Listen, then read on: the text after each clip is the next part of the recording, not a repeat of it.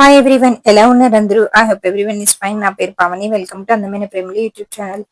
ఇప్పుడైతే మేము శ్రీరంగం దర్శనం అంతా కంప్లీట్ చేసేసుకొని శ్రీరంగం రైల్వే స్టేషన్ కి అయితే వచ్చేసాము. రామేశ్వరం వెళ్ళడానికి ట్రైన్ కోసం అయితే వెయిట్ చేస్తున్నాము. మేమైతే ఒక హాఫ్ అన్ అవర్ ముందే స్టేషన్ కి అయితే వచ్చేసాము ప్రతిసారి. సో ఇప్పుడు కూడా అలాగే స్టేషన్ కి వచ్చాము. ఎర్లీ మార్నింగ్ 4:30 అలాగా ట్రైన్ అనేది రామేశ్వరంలో దిగి హోటల్ అనేది మేము శ్రీరంగం లైన్ లో ఉన్నప్పుడే బుక్ చేసేసుకున్నాము. రామేశ్వరంలో హోటల్. సో హోటల్ కి వచ్చేసి ఫ్రెష్ అయిపోయాము. షవర్ అన్ని కంప్లీట్ చేసేసుకున్నాము. ఇప్పుడు మేము వెళ్తుంది కూడా స్నానాలకే. అంటే రామేశ్వరంలోని సముద్ర స్నానము, నెక్స్ట్ బావి స్నానాలు ఉంటాయి. సో సముద్ర స్నానానికే కదా అని చెప్పేసి మళ్ళీ చాలా మంది అంటే మళ్ళీ స్నానం చేయకుండా డైరెక్ట్ గా వస్తారు. బట్ అలా రాకూడదంట. మనము ఈ పవిత్రమైన స్నానం చేయడానికి సో మనం కూడా క్లీన్ గా ఉండాలి. మనం కూడా స్నానం చేసే వెళ్ళాలి అనేసి ఆ అందుకని మేము ఆల్రెడీ రూమ్ లో ఫ్రెష్ అయిపోయి ఇక్కడైతే మళ్ళీ బీచ్ స్నానానికి అయితే వచ్చాము. ఫస్ట్ అయితే బీచ్ లో స్నానం చేసాము. క్రౌడ్ చూసారా ఎలా ఉన్నారో? మామూలుగా లేరు అసలు. ఎందుకంటే ఆ రోజు అధిక అధిక అమావాస్య, దట్టు ఆదివారము. సో చాలా క్రౌడ్ అయితే వచ్చారు.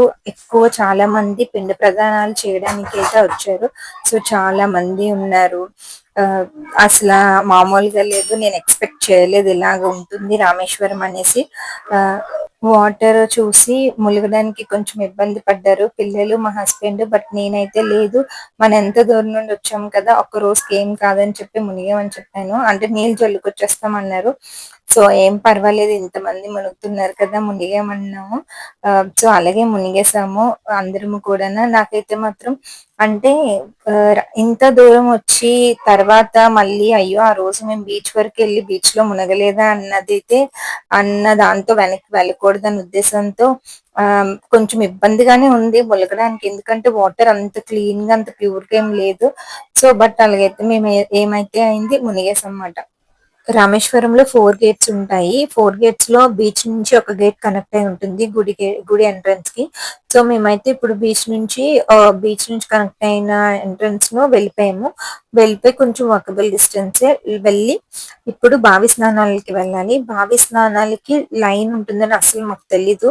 సో తీరా చూస్తే ఈ లైన్ ఏంటి అని అడిగితే బావి స్నానాలకు అన్నారు. ఎందుకైనా మంచిదని లైన్ లో ఉన్నాము. మా హస్బెండ్ ముందుకు వెళ్ళి చూసి వస్తామన్నారు. ఇంకేంటి చాలా సేపటికి కానీ రాలేదు.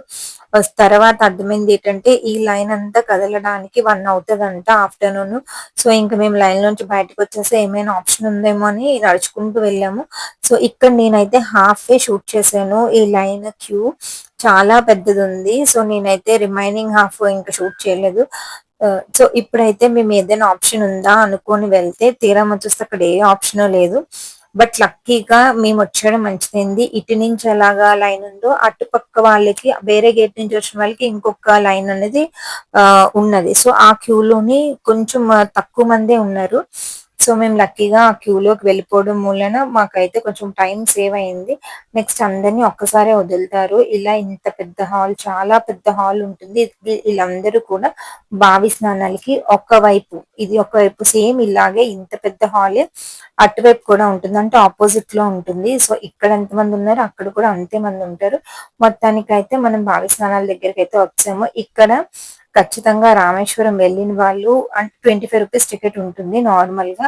బట్ మనం 250 పర్ హెడ్ ఇస్తే చక్కగా మనకి ఒక్కొక్క బకెట్ అయితే మనకి పోస్తారన్నమాట. లేదంటే ఎవరైతే 25 రూపీస్ టికెట్స్ తీసుకున్నారో వాళ్ళకి జస్ట్ ఒక బకెట్ తో అందరికి ఒక బకెట్ వేస్తారు. ఎవరైతే 250 రూపీస్ టికెట్ ఇచ్చారో వాళ్ళకి ఒక్కొక్క బకెట్ వేస్తారన్నమాట. సో డబ్బులు ఎక్కువైనా పర్వాలేదు, 250 రూపీస్ టికెట్ కే వెళ్ళండి. ఎందుకంటే ఇది ప్రతిసారి వెళ్ళేది కాదు కదా. ఒక 25 రూపీస్ కి ఏదో నీళ్ళు జల్లుకున్నాము అని కాకుండా, సో అవి కూడా ఒక రామ పరివారం అంతా తవ్విన బావులు అవి ఈశ్వరుని కోసము. సో అందుకోసం నేనైతే మాత్రం మేము 250 రూపీస్ ఇచ్చేసి మేము అందరం వెళ్ళాము. నెక్స్ట్ అయితే చాలా క్రౌడ్ ఎక్కువ ఉన్నారు, చూసారు కదా ఆ బీచ్ దగ్గర. మాకు ఇంకా భయం వేసి మేము ఇంకా 200 రూపీస్ టికెట్ కి అయితే వెళ్ళిపోయాము. సో 200 రూపీస్ టికెట్ చాలా ఖాళీగా ఉంది. దర్శనం ఒక 10 మినిట్స్ లో అయిపోయింది. పెద్ద టైం పట్టలేదు. ఒక 9 నుంచి ఏంటి 6 నుంచి 9 వరకు ఓన్లీ స్నానాల దగ్గర అయింది మాకు. అండ్ ఇక్కడ రామేశ్వరంలో ఇంకొకటి ఏంటంటే బట్టలు చేంజ్ చేసుకుంటాం కదా, డ్రెస్ చేంజింగ్ ఆఫ్టర్ బావి స్నానాలు. సో అక్కడైతే అస్సలు ఫెసిలిటీస్ ఏమీ లేవు, ఒక ఓపెన్ స్పేస్ చెప్పాలంటే. బట్ గర్ల్స్ కి అయితే చాలా ఇబ్బంది పడతారు. ఇంకా తప్పదు మరి, వేరే ఆప్షన్ లేనప్పుడు మనం అక్కడే చేంజ్ చేసుకోవాలి. ఈ హాల్ లోని అందరూ చేంజ్ చేసేస్తున్నారు, మొత్తం వెట్ గా ఉంటుంది అన్నమాట. సో వెట్ గా ఉన్నా అంటే ఏమో ఎలా ఉన్నాయి ఏంటి మార్చేసుకోవాలి అనుకున్న వాళ్ళు అలా ప్లేస్ లో మార్చేసుకుంటున్నారు. బట్ సెపరేట్ స్పేస్ అయితే ఉంటది మనకి క్లోత్స్ చేంజ్ చేసుకోవడానికి. సో బట్ ఈ బావి స్నానాలు ఎక్స్పీరియన్స్ అనేది చాలా డిఫరెంట్ గా ఉంటుంది. ఖచ్చితంగా రామేశ్వరం వెళ్ళిన వాళ్ళు ఆ ఎక్స్పీరియన్స్ పొందాలి, బాగుంటుంది. నెక్స్ట్ అయితే మేము రామేశ్వరం దర్శనం అంతా అయిపోయిన దాకా ధనుష్కోటి అయితే స్టార్ట్ అయ్యాము. ధనుష్కోటి కూడా చూడాల్సిన ప్లేసే, రామేశ్వరం నుంచి 30 కిలోమీటర్స్ డిస్టెన్స్ లో అయితే ఉంటుంది. మేమైతే రామేశ్వరం, ధనుష్కోటి ఇంకా చుట్టుపక్కల కొన్ని ప్లేసెస్ ఇవన్నీ తిప్పడానికి 2200 ఇచ్చాం క్యాబ్ కి అయితే.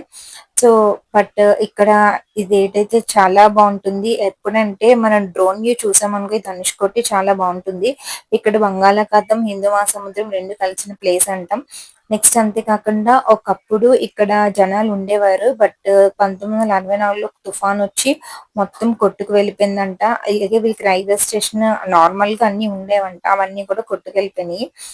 వానర్ రామసేతు ఇక్కడే నిర్మించబడింది. అవన్నీ కూడా మాకు క్యాబ్ డ్రైవర్ మొత్తం అంతా చెప్పారు. సో మేమైతే చక్కగా ఇది అన్ని ఫొటోస్ అవన్నీ తీసుకున్నాము. బట్ ఎంత ఎండగా ఉందంటే చాలా ఎండగా ఉంది. అందుకే పిల్లల్ని కార్ లోనే వదిలేసాం, వాళ్ళు పడుకుని పోయారు. నేను మా హస్బెండ్ మాత్రమే వచ్చాము ఇక్కడ. సో రైట్ సైడ్ ఉన్న సముద్రం నుంచి వచ్చే కెరటాలు చాలా ఎక్కువ వచ్చేది, లెఫ్ట్ సైడ్ ఉన్న సముద్రం నుంచి చాలా తక్కువ కెరటాలు వచ్చాయి. ఇదే హిందూ మహాసముద్రము అండ్ బంగాళాఖాతం కలిసిన ప్లేస్ ఇందాకలా చూపించాను కదా, అది చూసారా లెఫ్ట్ సైడ్ ఎంత కామ్ గా ఉందో, నది లాగా అసలు కెరటాలే ఉండేవి కాదు. బట్ రైట్ సైడ్ మాత్రం అలలు మామూలుగా ఉండేవి కాదు. మొత్తానికైతే ధనుష్కోటి అయితే చూసేసాము ఇన్ టైమ్ లోనే. నెక్స్ట్ అయితే మేము ధనుష్కోటి నుంచి ఇదిగోండి ఇది రైట్ సైడ్, ఇక్కడ ఇదే ప్లేస్ స్పాట్, రెండు కలిసి సముద్రాలు రెండు కలిసిన ప్లేస్. నెక్స్ట్ ఇలా చూడండి మీకు లెఫ్ట్ సైడ్ కామ్ గా ప్రశాంతంగా ఉంటుంది. నెక్స్ట్ అయితే మేము ధనుష్కోటి చూసిన తర్వాత నెక్స్ట్ విభీషణ టెంపుల్ కి అయితే వెళ్ళాము. విభీషణ టెంపుల్ కూడా ఆ అంటే మన ఎక్కడ కూడా విభీషణుడికి టెంపుల్ ఉన్నట్టు మనకి తెలియదు కదా, ఎక్కడ వినలేదు. బట్ ఇక్కడ విభీషణుడికి రావణ తమ్ముడికి కూడా ఒక టెంపుల్ అయితే ఉంటుంది ఇక్కడ ధనుష్కోటికి దగ్గరలోని. మీకు ధనుష్కోటిలో ఎక్కడ చూసినా సరే అంటే ఇసుక, ఎండిపోయిన చెట్లు అలానే ఉంటుంది మనం వెళ్ళే దారంతన. ఇది విభీషణి యొక్క టెంపుల్. సో విభీషణ టెంపుల్ గురించి హిస్టరీ అది కూడా, ఆ స్టోరీ అది కూడా గుడిలో రాసి పెట్టారు.